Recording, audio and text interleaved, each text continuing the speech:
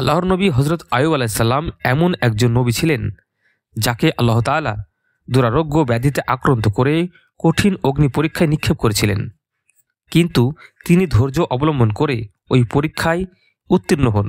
ফলে আল্লাহ তার ওপর সন্তুষ্ট হয়ে তাকে সাবির অর্থাৎ ধৈর্যশীল উপাধিতে ভূষিত করেন। প্রথম দিকে হজরত আয়ুব আলাইসাল্লাম ছিলেন অত্যন্ত সুখী ও সম্পদশালী মানুষ।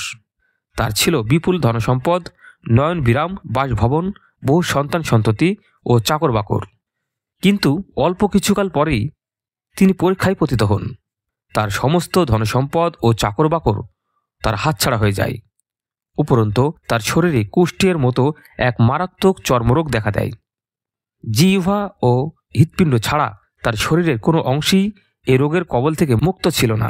সে অবস্থাতেও তিনি জিহ্বা ও মন দিয়ে আল্লাহকে স্মরণ করতেন। ঘৃণার উদ্রেককারী এই রোগের কারণে তার আপনজনেরাও তাকে ছেড়ে চলে যায়। একমাত্র তার স্ত্রী কাছে থেকে তার পরিচর্যা করতেন। তিনি ছিলেন হজরত ইউসুফ আলাইসাল্লামের মেয়ে রহিমা। সমস্ত সহায় সম্পদ শেষ হয়ে গেলে তার স্ত্রী মজুরি খেটে অর্থ উপার্জন করে তার দ্বারা খাওয়া ও পরিচর্যায় ব্যয় নির্বাহ করতেন। হজরত আয়ুব আলাইসাল্লাম লোকালয়ে বাইরে এক নির্জন স্থানে প্রায় 7 বছর অবস্থান করেন। তার কাছে কেউ আসত না। তার স্ত্রী যখন তাকে বললেন, আপনি এই বিপদ থেকে উদ্ধার পাওয়ার জন্য আল্লাহর কাছে দোয়া করুন, তখন তিনি বললেন, আমি 70 বছর আল্লাহর বিপুল নিয়ামতের মধ্যে কাটিয়েছি। মাত্র 7 বছর দুঃখ কষ্ট ভোগ করি এত অস্থির হব কেন? যখন ধৈর্য ধারণে অক্ষম হব তখন দোয়া করব। অবশেষে একসময় তার রোগ যন্ত্রণা ধৈর্যের সীমা ছাড়িয়ে গেল। তখন তিনি আল্লাহর কাছে দোয়া করলেন। আল্লাহ তার দোয়া কবুল করলেন এবং তাকে আদেশ দিলেন, নিজের পায়ের গোড়ালি দ্বারা মাটিতে আঘাত করো। মাটি থেকে স্বচ্ছ পানির ঝর্ণা ফুটে বেরুবে। সেই পানি পান করো ও তার দ্বারা গোসল করো। হজরত আয়ুব আলাইসাল্লাম আদেশ পালন করলেন। ঝর্ণার পানি দ্বারা গোসল করা মাত্রই তার সমস্ত রোগ দূর হয়ে গেল এবং তিনি একজন সুস্থ সবল যুবকে পরিণত হলেন। আল্লাহ তাআলা তার জন্য বেহেশতি পোশাক পাঠিয়ে দিলেন।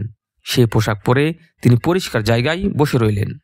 ওদিকে তার স্ত্রী প্রতিদিনের মতো মজুরি খেটে তার পরিচর্যা করতে এলেন, কিন্তু স্বামীকে যথাস্থানে না পেয়ে কাঁদতে লাগলেন।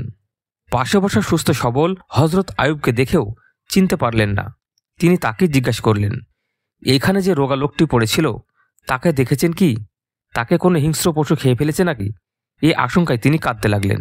হজরত আয়ুব আলাইসাল্লাম তার স্ত্রীর কান্নাটি দেখে আর স্থির থাকতে পারলেন না।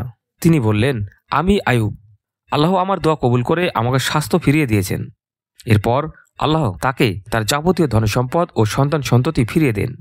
এই ভিডিওতে কিছু শিক্ষণীয় বিষয় হচ্ছে, আল্লাহ তাআলা বিপদ থেকে উদ্ধার পাওয়ার জন্য দোয়া ও চেষ্টার পাশাপাশি ধৈর্য ধারণ করতে হবে, কেননা আল্লাহ প্রত্যেক বিপদ আপদ একটা নির্দিষ্ট সময়ের জন্য অবতীর্ণ করেন ঈমান ও ধৈর্যের পরীক্ষা নেওয়ার জন্য। যতক্ষণ আল্লাহর নির্ধারিত সময় অতিক্রান্ত না হয় ততক্ষণ অপেক্ষা করতে হবে। রাসূলুল্লাহ সাল্লাল্লাহু আলাইহি সাল্লাম বলেছেন, নবীগণ সবচেয়ে বেশি বিপদে আক্রান্ত হন, তাদের পর অন্যান্য সৎলোকেরা পর্যায়ক্রমে আক্রান্ত হন। প্রত্যেকের পরীক্ষা তার ঈমানের দৃঢ়তা অনুপাতে হয়ে থাকে। সুবহানাল্লাহ।